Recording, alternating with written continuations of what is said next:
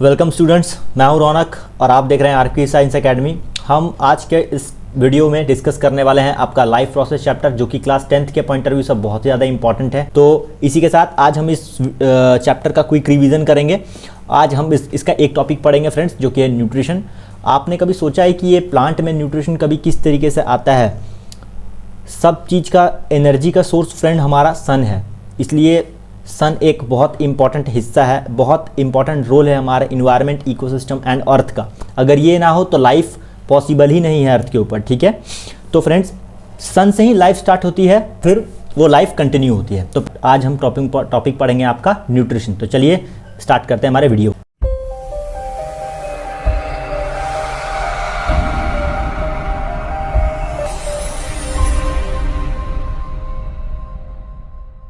जैसा कि आपको पता है, लाइफ प्रोसेस में जनरली 4 इंपॉर्टेंट टॉपिक्स है जिनके बारे में हमको स्टडी करना है 1 बाय 1 करके। तो नेक्स्ट वीडियो आपकी थोड़े दिन में अपलोड हो जाएंगी।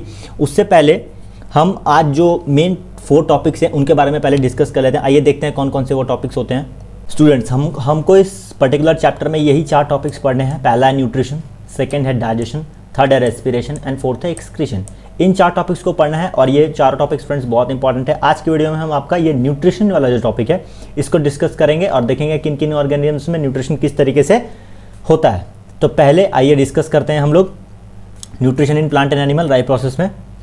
न्यूट्रिशन क्या होता है friends? The process by which an organism takes food and utilises it's called nutrition. Nutrition क्या होता है?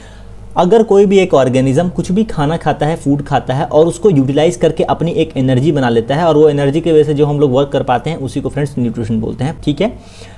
तो न्यूट्रिशन के कुछ टर्म्स हैं फ्रेंड्स जिनको आपको जानना जरूरी है। एक्चुअली ये न्यूट्रिशन एंड न्यूट्रिएंट्स में हल्का सा डिफरेंस होता है। Nutrients are the substances which are present in the food and nutrition is the process by which an organism takes the food and utilises this, ठीक है फ्रेंड। तो इन दोनों में आपको कंफ्यूज नहीं हो रहा है। सेकेंड है, हमको ये न्यूट्रिशन का ज़रूरत क्यों है? तो देखिए फ्रेंड्स, सबको अपने डेली लाइफ की एक्टिविटीज़ परफॉर्म करनी पड़ती है, ठीक है फ्रेंड्स। बिना एक्टिविटीज़ परफॉर्म करने के लिए आप कोई भी वर्क को नहीं कर सकते हैं। तो कोई भी वर्क करने के लिए हमको क्या चाहिए? एनर्जी चाहिए। और एनर्जी कहाँ से आता है? आपके फूड के पास से आता है, ठीक है। तो आइए अब देख लेते हैं कितने मोड्स होते हैं न्यूट्रिशन के। एक्चुअली 2 मोड्स होते हैं फ्रेंड्स। पहला होता है ऑटोट्रॉपिक न्यूट्रिशन, दूसरा होता है हेटेरोट्रॉपिक न्यूट्रिशन। पहला autotrophic nutrition, second heterotrophic nutrition. इस ऑटोट्रॉपिक मोड ऑफ न्यूट्रिशन में ये बस friends generally it is only for plants. ये बस प्लांट्स में होता है और ये एनिमल्स में होता है फ्रेंड्स, ठीक है। तो प्लांट्स में न्यूट्रिशन का सबसे पहला प्रोसेस है फ्रेंड्स फोटोसिंथेसिस। यही होता है आपका ऑटोट्रॉपिक मोड ऑफ न्यूट्रिशन। आपने बचपन से पढ़ा है फोटोसिंथेसिस क्या होता है। It is a process by which a plant make its own food by the help of sunlight, carbon dioxide and water. This is called photosynthesis. अब इसमें सनलाइट को कौन कैप्चर करता है? तो फ्रेंड्स आप लोगों को पता है, लीफ, जो ग्रीन लीव्स होती हैं उनमें जो ग्रीन पिगमेंट होता है उसको क्लोरोफिल बोला जाता है। और ये क्लोरोफिल सन को ट्रैप करके, उसकी एनर्जी को ट्रैप करके प्लांट्स में खाना बनाने में मदद करता है। तो फोटोसिंथेसिस आई होप आपको सबको क्लियर होगा। बहुत आसान टॉपिक है, ये हम लोग काफ़ी पढ़ चुके हैं बचपन में। लेकिन हाँ, हमारे लिए इक्वेशन इसको याद करना बड़ा मुश्किल है, क्योंकि एग्जाम में एक्चुअली आपको बहुत तरीके से इक्वेशन का यूज़ मिलेगा। आपको एमसीक्यूज़ में भी ये इक्वेशन आएगा, कहीं पे भी अलग अलग टाइप के क्वेश्चंस आते हैं और आपको कभी कभी सीधा ही बोलता है right the equation of photosynthesis. तो एग्जाम में अगर आएगा तो आपको ये बनाना ज़रूरी है। क्या होता है एक बार देख लेते हैं।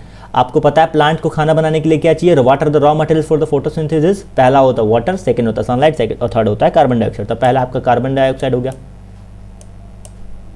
सेकेंड हो गया फ्रेंड्स आपका पानी H2O। यही 2 प्लांट को मिलेगा तो वो अपना खाना बना लेगा। और थर्ड जो सबसे इंपॉर्टेंट कंपोनेंट है वो है आपका सनलाइट।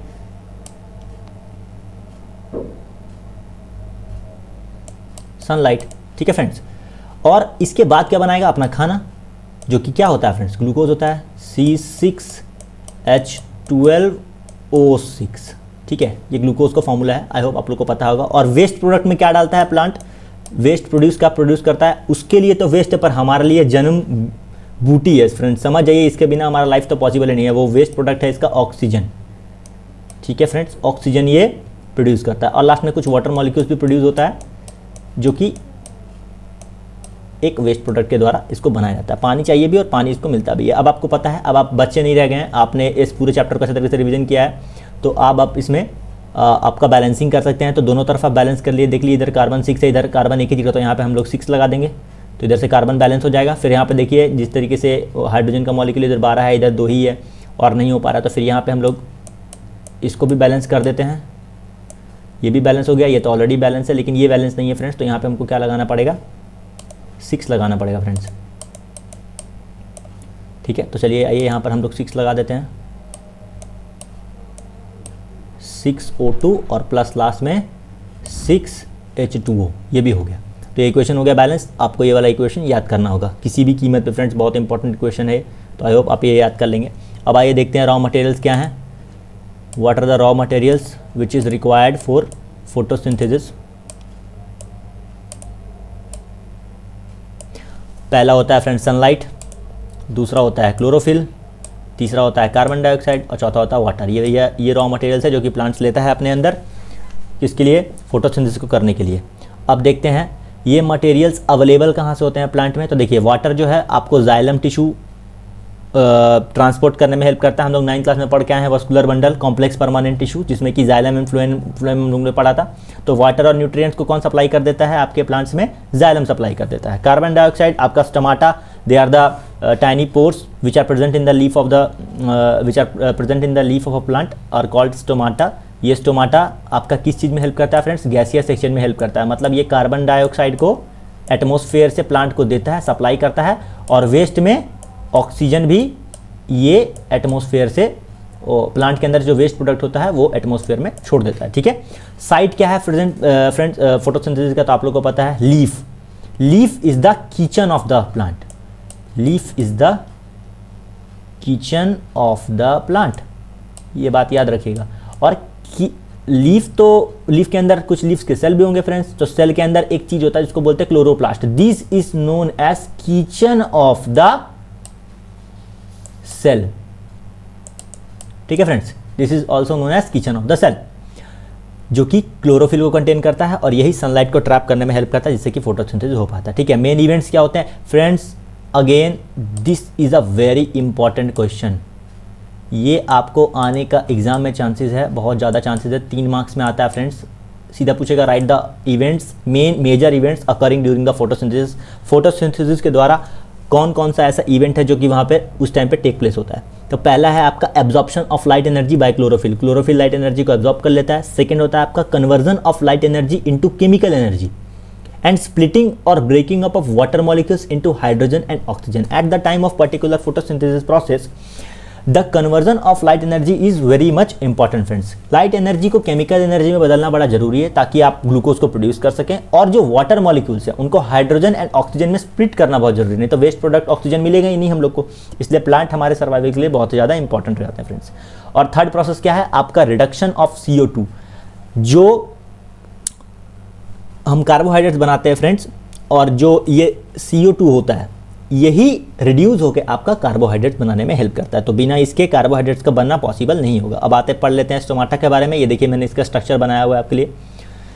स्ट्रक्चर में देखिए क्या होता है, सबसे अपर लेयर जो लीफ की होती है उसको फ्रेंड्स बोलते हैं एपिडर्मिस। हमारी स्किन की भी जो सबसे टॉप मोस्ट लेयर है ना उसको एपिडर्मिस बोला जाता है। ठीक है, तो सबसे ऊपर जो लीफ का लेयर होता है उसको एपिडर्मिस बोलते हैं, और स्पॉन्जी माइसोफिल बोलते हैं इसके नीचे वाले पार्ट को, जहाँ से ऑक्सीजन का ट्रांसपोर्ट होता है, कार्बन डाइऑक्साइड का प्लांट होता है। यहाँ पर वेंस गए हुए हैं जाइलम एंड फ्लोएम के, जो कि फूड एंड वाटर को ट्रांसपोर्ट करने में हेल्प करते हैं। इसको डक्टाइल बोला जाता है। ये एक वैक्सी सब्सटेंस का लेयर होता है जो ज़्यादा पानी को एवेपोरेट नहीं होने देता है, और यहाँ से सनलाइट पड़ता है।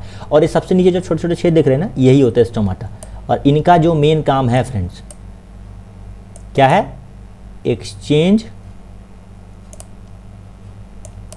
Of gases. आज मेरा कर्सर ठीक से वर्क नहीं कर रहा है friends due to network problem, तो माफ़ी चाहूँगा मैं इसके लिए आप लोग से। इसका फंक्शन भी मैंने यहाँ पे लिख रखा है। What is the function of stomata, they help in exchange of gases O2 and CO2, losses are large amount of water vapour during the transpiration. जब ट्रांसपिरेशन प्रोसेस होता है तो ये वाटर वेपर को भी प्लांट से छोड़ने में भी हेल्प करते हैं। ठीक है फ्रेंड्स, सिग्निफिकेंस क्या है फोटोसिंथेसिस का, आइए देख लेते हैं। एक्चुअली ये क्वेश्चन एग्जाम में नहीं आएगा, लेकिन आप लोग को जानना बड़ा जरूरी है। ठीक है, तो photosynthesis is the main way through which the solar energy made available for the different living beings. Green plants are the main producers of food in the ecosystem. All other organisms directly or indirectly depend upon green plants and food. The process of photosynthesis also helps in maintaining the balance of carbon dioxide and oxygen in the air. तो आप लोग बहुत आसान लिखा हुआ है friends, मैंने आपके लिए मैंने इससे नोट्स बनाए हैं ताकि आपको एग्ज़ाम प्रिपरेशन में हेल्प मिले। आप इस चीज़ को पढ़ के क्लियरली ये सिग्निफाई कर सकते हैं कि इसका क्या सिग्निफिकेंस होता है। अगर प्लांट्स नहीं रहेंगे तो अगर उनका इंपॉर्टेंस नहीं रहेगा तो कार्बन डाइऑक्साइड और ऑक्सीजन का जो एक्सचेंज है एटमॉस्फेयर के अंदर वो नहीं हो पाएगा, और अगर ये नहीं हो पाएगा तो सर्वाइवल बहुत ही ज़्यादा मुश्किल हो जाएगा। ठीक है, तो ये ज़रूरी है कि फोटोसिंथेसिस हो और प्लांट्स हमारे धरती पर उपलब्ध रहें ताकि ये एक्सचेंज ऑफ गैसेस हो सके। ठीक है फ्रेंड्स, अब आइए अब हम लोग पढ़ते हैं नेक्स्ट न्यूट्रिशन की तरफ, जो है आपका हेटेरोट्रॉपिक न्यूट्रिशन। ठीक है फ्रेंड्स, आपका क्या है, हेटेरोट्रॉपिक न्यूट्रिशन। इस मोड ऑफ न्यूट्रिशन में क्या होता है फ्रेंड्स, हम जो है फूड को अपने अंदर लेते हैं, उसको खाते हैं और फिर उसको तोड़ के एक नया तो उसको फूड को तोड़ के हम अपने लिए एक एनर्जी को बना लेते हैं। ये ऑटोट्रॉपिक मोड से जस्ट अलग होता है, क्योंकि जितने भी ऑर्गेनिजम्स हैं जो कि प्लांट्स नहीं हैं वो इस टॉपिक का इस्तेमाल करते हैं, वो इस न्यूट्रिशन का इस्तेमाल करते हैं अपने लिए एनर्जी बनाने के द्वारा। तो देखिए यहाँ पे पढ़ लेते हैं क्या लिखा हुआ है। The mode of nutrition in which an organism takes food from another organism is called heterotrophic nutrition. Organisms other than the green plants and blue green algae follow the heterotrophic mode of nutrition. मतलब हम लोग भी, plants भी। इनको कुछ हिस्सों में divide किया गया है फ्रेंड्स। पहले को बोलते हैं सेप्रोफाइटिक न्यूट्रिशन, सेकंड का नाम है होलोजोइक न्यूट्रिशन एंड थर्ड का नाम है पैरासाइटिक न्यूट्रिशन। आइए वन बाय वन करके इन तीनों टाइप के न्यूट्रिशन को पढ़ते हैं। पहला होता है सेप्रोफाइटिक न्यूट्रिशन। आइए, ये क्या होता है फ्रेंड्स, ऐसा न्यूट्रिशन जिसमें कि कोई भी एक ऑर्गेनिज्म अपना जो खाना है, फूड है, वो dead and decaying organic matter से प्राप्त करता है। जैसे कि आपका फंगी हो गया, मशरूम हो गया, ईस्ट हो गया, रॉटन ब्रेड हो गया। ये क्या है फ्रेंड्स, ये ऐसे ऑर्गेनिज्म थे जो कि अपना न्यूट्रिशन सड़े गले खाने से प्राप्त करते हैं। तो अगर कोई भी ऑर्गेनिज्म जो कि सड़े गले खाने से अपना न्यूट्रिशन को प्राप्त करता है तो उसको हम लोग बोलते हैं सेप्रोफाइटिक न्यूट्रिशन। ठीक है, आई होप आपको ये समझ में आया होगा फ्रेंड्स। मैंने यहाँ पे एक फोटो भी लगाया हुआ है जिससे कि आप समझने में आपको ईजी हो। सेकंड होता है आपका पैरासाइटिक न्यूट्रिशन। ठीक है फ्रेंड्स, पैरासाइटिक न्यूट्रिशन क्या होता है, जिसमें कि एक ऑर्गेनिज्म जो है फ्रेंड्स वो अपना खाना ले ले दूसरे ऑर्गेनिज्म की बॉडी से बिना उसको मारे। मतलब ऐसा नहीं करना है, ये कार्निवोरस और हर्बीवोरस वाला लड़ाई नहीं चल रहा है जिसमें कि एक शेर एक हिरन को मार दे अपना खाना ऑब्टेन करने के लिए। यहाँ पर ऑर्गेनिज्म तो दूसरा ही रहेगा, लेकिन उसको मारना नहीं है, हम लोग को बिना मारे ही अपना न्यूट्रिशन उससे ले लेना है। जैसे कि मॉस्कीटो हो गया, लीच हो गया, ये सब मच्छर क्या करते हैं, हमारी बॉडी पे बैठते हैं और ब्लड को क्या कर लेते हैं, सक कर लेते हैं। तो क्या हम लोग मर तो जाते नहीं है इससे। तो ऐसा न्यूट्रिशन, ऐसा मोड ऑफ न्यूट्रिशन जिसमें कि कोई भी एक ऑर्गेनिज्म दूसरा ऑर्गेनिज्म का बॉडी से अपना न्यूट्रिशन को ले ले, उसको बोलते हैं आपका parasitic mode of nutrition. Example हो गया आपका मॉस्किटो एंड लीच। इसके एग्जांपल्स आप याद रखिएगा फ्रेंड्स। इसके अलावा और दो क्वेश्चंस होते हैं जो कभी कभार केस स्टडीज में पूछे जाते हैं। पहला है the organisms which obtains the food is called a parasite. जिसको फूड चाहिए फ्रेंड उसको बोलते हैं पैरासाइट, और जिसकी बॉडी में से वो फूड लेता है उसको बोलते हैं होस्ट। ठीक है, तो आई होप यहाँ तक आपको क्लियर होगा। कुछ इस तरीके से ये मच्छर जी हैं, हटाइए इनको, आगे बढ़ते हैं। Holozoic nutrition. अब आ गया हमारा friends third type of nutrition. इसमें क्या होता है, हम लोग कॉम्प्लेक्स फूड पार्टिकल्स को अपने शरीर के अंदर लेते हैं और उसको तोड़ के सिंपलर फूड सब्सटेंसेस में बदल लेते हैं, और जिससे कि हमको अपना न्यूट्रिशन मिल जाता है, अपना एनर्जी मिल जाता है। ये थोड़ा कॉम्प्लेक्स मोड ऑफ न्यूट्रिशन है और ये जनरली एनिमल्स में होता है, मतलब हम में और बाकी एनिमल्स में ये वाला प्रोसेस होता है। ठीक है फ्रेंड्स, इसके स्टेप्स क्या है आइए देख लेते हैं। इसके स्टेप्स बड़े इंपॉर्टेंट है, नहीं तो आपको डाइजेशन समझ में नहीं आएगा। पहला होता है, सबसे पहले हम फूड को खाते हैं जिसको कि बोलते हैं ingestion. The process of intaking the food it is known as ingestion. Second होता है digestion. The process of complex breaking the complex food substances into the simpler food substances is called digestion. ठीक है friends, तो हम complex food particles को खाते हैं। जैसे कि अगर हम रोटी खाते हैं तो उसके अंदर बहुत सारी चीज़ें होती हैं, जैसे कि आपके उसके अंदर होता है कार्बोहाइड्रेट्स होता है, प्रोटीन होता है, फैट्स होता है। तो ये सारा जितना भी चीज़ें, ये सब बहुत कॉम्प्लेक्स फूड सब्सटेंसेस है, बहुत कॉम्प्लेक्स ऑर्गेनिक सब्सटेंसेस है। इसको तोड़ने के लिए एक पर्टिकुलर सिस्टम डेवलप किया गया है हमारी बॉडी के अंदर, जिसको कि बोलते हैं डाइजेस्टिव सिस्टम। ठीक है फ्रेंड्स, तो डाइजेस्टिव सिस्टम के कुछ पार्ट्स हैं, हम लोग नेक्स्ट वीडियो में पूरा डायरेक्शन अच्छे तरीके से पढ़ेंगे। उसके नोट्स, इंपॉर्टेंट टॉपिक जो भी हैं वो उसको कवर करेंगे। मैं साथ साथ आपको क्वेश्चन भी बताते चल रहा हूँ कि किस टाइप का आपका एग्जाम में क्वेश्चन आ सकता है। तो ये वीडियो इसी वजह से बहुत इंपॉर्टेंट रहता है फ्रेंड्स, तो लास्ट तक वीडियो में जरूर बने रहिएगा। नेक्स्ट है हमारा एब्जॉर्प्शन। ये क्या होता है, जब हम फूड को डाइजेस्ट कर लेते हैं और उसके अंदर से जो एसेंशियल न्यूट्रिएंट्स निकलते हैं। फॉर एग्जांपल, अगर मैं कार्बोहाइड्रेट को डाइजेस्ट करूंगा तो वो बन जाएगा आपका ग्लूकोज। मैं फैट्स को करूंगा तो वो बन जाएगा फैटी एसिड्स एंड ग्लिसरॉल, और मैं जब प्रोटीन को करूंगा डाइजेस्ट तो वो बन जाएगा आपका एमिनो एसिड्स। तो ये तीनों जो हैं स्मॉलर फूड सब्सटेंसेस जिसको बॉडी क्या कर लेगा, एब्जॉर्ब कर लेगा, और यही हमारा शरीर को क्या देते हैं फ्रेंड्स, एनर्जी देते हैं और सारे वर्क फंक्शनिंग में हेल्प करते हैं। तो एब्जॉर्प्शन उसी को बोलते हैं। जिससे कि सारा काम हमारा जो भी बॉडी का न्यूट्रिएंट्स है उसको बॉडी एब्जॉर्ब करके अपना प्रोसेस को आगे बढ़ाए। थर्ड होता है एसिमिलेशन। फ्रेंड्स, जो अभी हम लोग ये चीज़ तीनों चीज़ मैंने आपको जो बताई, फैटी एसिड, ग्लिसरॉल, ग्लूकोज, इन सब का यूटिलाइज करना बड़ा ज़रूरी है। इसको यूटिलाइज करके हमको एनर्जी का प्रोडक्शन करना है। और आपको पता है एनर्जी प्रोडक्शन कैसे होता है, हम लोग ने माइटोकॉन्ड्रिया के बारे में सुना हुआ है। माइटोकॉन्ड्रिया जो सेल के अंदर होता है उसको power house of the cell भी बोलते हैं। उसके अंदर क्या होता है, आपका ग्लूकोज जाता है और फिर रेस्पिरेटरी सिस्टम से ऑक्सीजन आके उसको बर्न करता है और हमको क्या मिल जाता है फ्रेंड्स, आपका एनर्जी मिल जाता है। ठीक है, तो ये प्रोसेस है। हम लोग नेक्स्ट इस डायरेक्शन के नेक्स्ट वाले टॉपिक में पढ़ेंगे उसको, रेस्पिरेशन टॉपिक में, और अच्छे से आपको समझ में आएगा। फिलहाल आप एसिमिलेशन का मतलब समझिए, the process of utilisation of digested food for the energy and the growth and the repair, it is known as assimilation. मतलब फूड को एसिमिलेट, मतलब फूड को हम लोग क्या करना है, यूटिलाइज करके अपने लिए एनर्जी का प्रोडक्शन करना है। और लास्ट में जब सारा काम हो जाए फ्रेंड्स, तो क्या कर देना है, खाना को अपने बॉडी से बाहर निकालना है, जिस प्रोसेस को बोलते हैं इजेशन। तो ये 5 इजी स्टेप्स हैं। आई होप आपको समझने में कोई डिफिकल्टी नहीं होगी, आप इसको आराम से समझ सकते हैं। अब हम एक इंपॉर्टेंट टॉपिक पढ़ते हैं फ्रेंड्स, अमीबा। इसमें न्यूट्रिशन किस तरीके से होता है। ठीक है फ्रेंड्स, तो देखिए ये इस तरीके से होता है कुछ। मैं आपको सीधा पहले डायग्राम के माध्यम से समझाना चाहता हूँ। मान लीजिए यहाँ पे एक फूड पार्टिकल है और अमीबा को अपना न्यूट्रिशन चाहिए, तो वो क्या होगा फ्रेंड्स, इसके फूड के ऊपर ना ये पूरा फ्यूज़ हो जाएगा, मतलब इसके ऊपर पूरा आ जाएगा। और इसके पास ऐसे छोटे छोटे फिंगर लाइक प्रोजेक्शन होते हैं, ऐसे इस टाइप के फिंगर लाइक प्रोजेक्शन होते हैं, जो कि क्या करते हैं फ्रेंड्स, खाना को अंदर से ही खा जाते हैं। खाना को अंदर से खाना स्टार्ट कर देते हैं और सारा न्यूट्रिशन अपना ले लेते हैं। और जितने भी हम लोग पढ़े ये पांचों के पांचों प्रोसेस, ये प्रोसेस को अमीबा भी फॉलो करता है, क्योंकि ये भी एक एनिमल में आता है फ्रेंड्स। ठीक है, इस प्रोसेस से अमीबा अपना खाना खाता है। देखिए यहाँ पे क्या है, एक फूड पार्टिकल है, अमीबा आएगा और ये जो मैं लिखा हुआ हूँ सीडोपोडिया, ये जो फिंगर लाइक प्रोजेक्शन है ना, छोटे छोटे जिसकी वजह से वो अपना खाना खाता है, in smaller finger like projections को बोलते हैं सीडोपोडिया। ठीक है फ्रेंड्स, ये इंपॉर्टेंट वर्ड है, आप इसको याद रखिएगा। और जब ये खाने के ऊपर फ्यूज़ हो जाता है, फूड इसका एक फूड वैक्यूल होता है, वो खाने के ऊपर फ्यूज़ होकर क्या कर देता है, खाने को अंदर से ही खाना स्टार्ट कर देता है। तो यहाँ पे एक क्वेश्चन पूछा जाता है कि जिस प्रोसेस से अमीबा अपना खाना को ऑब्टेन करता है, उस प्रोसेस का नाम बताइए। तो उस प्रोसेस का नाम है फ्रेंड्स आपका फेगोसाइटोसिस। देखिए मैंने यहाँ पे लिख रखा है, the process by which amoeba obtains its food, it is known as phagocytosis. ठीक है फ्रेंड्स, देखिए यहाँ पर भी लिखा हुआ है मैंने, अमीबा में न्यूट्रिशन किस तरीके से होता है। अगर पूरा डिटेल आपको देखना है तो आप एक स्क्रीनशॉट ले सकते हैं, जैसे मैं यहाँ पे लिखा हूँ, amoeba is a unicellular animal which follows the holozoic mode of nutrition.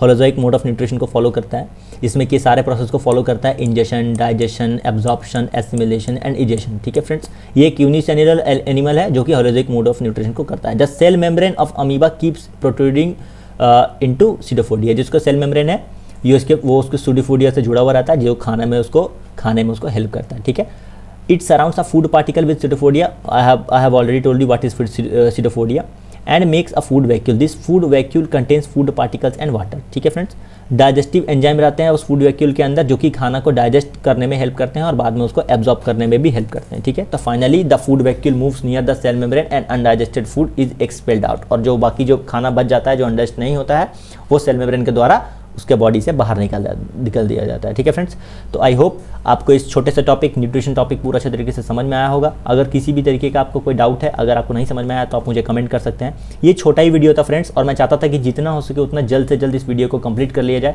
क्योंकि आपके पास अब टाइम कम बचा है बोर्ड्स के लिए, तो आपको रिविजन भी पूरा करना है और टाइम भी कम लेना है। तो आपको ये नोट्स आप स्क्रीनशॉट ले सकते हैं, और आप आई होप आपने लिया भी होगा, क्योंकि मैं इसका डिस्क्रिप्शन में कोई भी लिंक नहीं देने वाला। मैं नहीं चाहता कि आप आलसी बन जाओ, कुछ लिखने का कोई भी कोशिश नहीं करो। आप खुद से अपने नोट्स बनाइए, किसी के भी नोट्स आपको कॉपी करने की ज़रूरत नहीं है। आप खुद से नोट्स बनाओगे, आपका एक तरह का रिवीजन भी होगा। ठीक है फ्रेंड्स, तो आज के लिए बस इतना ही। थैंक यू वेरी मच, मिलेंगे जल्दी ही नेक्स्ट वीडियो में। तब तक के लिए बने रहिए आरपी साइंस अकेडमी के साथ।